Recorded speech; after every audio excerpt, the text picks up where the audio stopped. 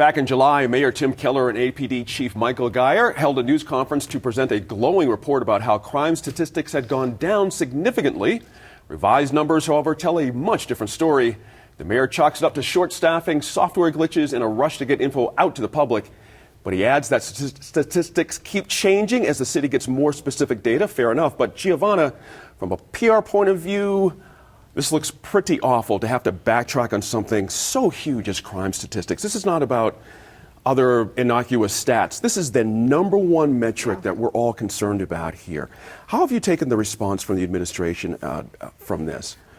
So I think that in politics now, our representatives and our elected officials are really pressed to show improvement immediately and right. this fast turnaround. And I think that the administration kind of fell into that game a little bit. I don't think he needed to do that. It was a decision to do it, though. To make these announcements quarterly? To make the announcement so early without, I've done data analysis for many years. You check and you double check and you triple check and, before you release anything because you need that integrity and the integrity of the data to stand. It was rushed. There's no question. I think the response that they need upgrades of software is probably correct. It's unfortunate that it took this to figure that out. It seems like the APD heads would have known that That's before. Right. But let me pick up on that with Michael, as a matter of fact. It's interesting you mentioned that. Do you buy that as well, this idea that these folks have been functioning for some years and no one's really rang the bell about this? That's hard for me to believe when anyone says that about anything. Right. Because, after a certain amount of time, those kinds of things that are procedural or revolving around policy tend to surface rather quickly. And so, I take it for, a lot, I agree with a lot with what Giovanna says in terms of, politicians have a lot of pressure to make numbers and make a big sweeping changes. But especially so for crime. And right? yeah, especially you think about the campaign of Mr. Right. Keller coming into office, So that's talking about crime. This was the thing. So not unusual to keep us abreast of it, but was this the right way to go? Do it quarterly. I don't know if it was the right way to go quarterly. I think it makes sense from maybe a PR sense for some, but I think this shows what can happen whenever something goes wrong. And to be fair, the crime has gone down, but I think in order to really talk about this situation and it was in a quote that the mayor had said, and I don't remember what the quote was, but I think before we can substantively talk about whether or not crime is going down or up or how it's increasing or not, is what is our definition of crime? And what are we including in that? Are we not counting the nonviolent offenses? Are we not counting, because, and another thing is that I think a lot of the public is not feeling like crime has gone down. Thank you. But an important point for me, and this feeds into that feeling, doesn't it? That you've got these. I'll turn this to Michael Byrd on this. You've got this perception that crime is not going down, but the administration's saying yes, it has been going down significantly. But then it turns out our instincts were actually correct. It hasn't gone down that much, or enough to be celebratory, certainly. So what's your sense of this, and what does the administration do now? I mean, I was interested in watching that Pat Davis grilling in the city council Monday night that the APD chief of staff was getting, and you could tell city council was not happy with the answers they were getting, and they shouldn't be, as a matter of fact. Yeah. Well, with an issue like this, you have to make sure you do it right. Number one, and the fact of the matter is that, it didn't happen in the way it should. And at stake is the credibility of the mayor and his office and his staff. So that's a hit, and they're going to really have to do something to rebound from that, I believe. I think the other part of it, though, and the head of the police union kind of jumped in right away and said, too many press conferences and not enough police. Right. And yeah, one can appreciate that, but at the same time, I guess for me, when I step back and look at it, if the mayor, his staff, and the union and the police really, what are we here for? I mean, if we want to reduce crime, if we want to protect the public, then everybody better get on the same team and be on the same page. Right. And to have the union taking a shot at the mayor is not going to.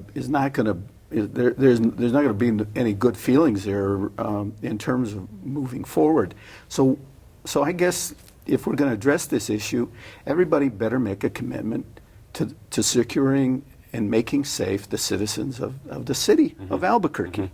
And there's no room for selfishness and narrow political agendas or departmental agendas. It has to be about, everybody has to be in the game.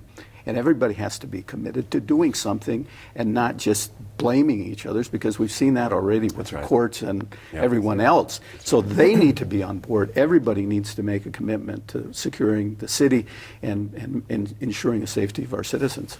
If I could add something to piggyback on that, is that I think what's really important in this conversation is thinking about how much poverty and crime go hand in hand. And that these kinds of it's systemic issues that we're really needing to deal with in order to impact all of the many issues that we have to deal with as a city and as a state. That's right. And I would say, when we all do better, we all do better at the end of the day. Point. And I think that's something that we really just need to focus on. There's a reason people crime. That's right. Right. Exactly yes, right. Exactly. It's just, you got to get to the root of that. Merritt, interestingly, I'm so interested in your opinion on this, in this question. I was really struck by Gilbert Gallegos, the spokesperson. I don't think I've ever read someone being so openly transparent about their role in a situation that's sort of negative in a while. That was very interesting to me. It was like I kind of looked around and saw this stuff. As a person in that profession, how did that strike you as you read that? Very much government communication, public communication from the government spokespeople have become very much a one-way conversation. Yep. And we will have press conferences until we get the result we want. But, if you have a media query, I got to go. Sorry. Right. Talk to my PIO who will ignore you. Right. And that's a real problem. And message alignment, so if everybody's focused on message alignment, to your point, does not mean operational alignment. I see. Because, BCSO is also in a completely kind of different zone and moving out on their own without a lot of coordination. So, there's got to be cooperation. But I was stunned to hear a New Mexico spokesman. Of course, Gilbert Gallegos has been a government spokesperson in New Mexico for a long time, kind of going back to the last century and saying, we own this. This is something I saw. We're going to deal with it. And so we're in this crisis. It's all emotional now. The numbers were wrong.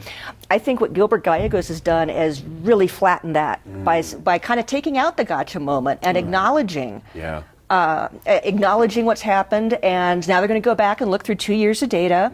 And, it remains to be seen what we see from the data or how quickly they follow up on it. But for right now, in managing this crisis, I think the city's doing a very nice job PR-wise. It struck me the same. I'm interested to hear you say that. It struck me the same.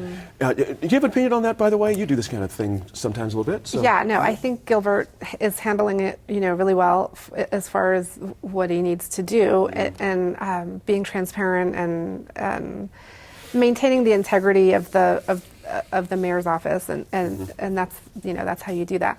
I think still that doesn't take away the need for political, for public officials to show these gains and these wins, and so the mayor is still going to want to show, what have I done and what can I claim I've done here, and so but that's a question more of the political system, right? That he's a part of, that we're all a part of, and I think you couch it in accountability.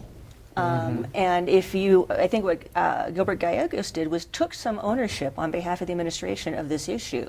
And that builds credibility and authenticity and makes people like you better. That's right. And if politics is about getting people to like you enough to vote for you, it seems like it's a good way to go. I'm sensing an interesting opportunity here as well when I ask all you guys about this as well.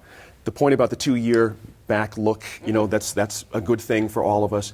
But does this give us an opportunity to kind of back up a couple of steps and look at crime in a different way in Albuquerque, much more longitudinal, like what's been going on the past 5-10 years, and what can we think about 10 years from now? Do you know what I mean? Just stop with this quarter by quarter thing. Well, it's just not very accurate doing year to year quarterly. That's like a business that's metric. the You know, it's just- criticism of the data people at UNM, right? Right, exactly It's like right. We can't just keep taking these snapshot looks. That's right. And this also goes to my earlier point of like this political system that we're in, where we're always looking at these short-term gains, and there's no room for the long-term planning and the Right. long view, right? Because people need to get elected now. That's right. And so creating like space for that and a real process for that long view is really, really important. Yeah. The metric I want to see is, I believe it was in May 2017, when the police chief and the city announced that they were going to stop arresting misdemeanors. Oh, right. And to your point, I'd like to see, and your point, I'd like to see longer term data, and I'd like to see what that's done to crime. I'd like it to tie it to that. I'd like to see something else tied to when DOJ came in 2014, 2015. What happened since then? We know fewer people got shot, we think. That's right. That's good. And evidence-based communication is always the best way to go. There you go. That's all the time we have for this week. But before we leave, though, we're saying goodbye, at least on the panel, to Michael Bird. Michael, you're headed to California for what we hope is a great job opportunity. Even though we'll see you around the station here from time to time, I hope. You will. You'll be missed by us and our viewers. Believe me, the amount of feedback we get about you since you have come on has really been very touching, and I'm going to miss you. Well, I'm going to miss everyone. This has been a wonderful opportunity, and I appreciate the fact that you all opened the door and were interested, and I hope that I've shared something worthy of your time and your attention. So thank you very much. Thank It's been you. great. Absolutely. We'll see you down the road, as they say. Oh, of course. All right, brother. I'm not going far. That's right. That's right. Thank you all for being here.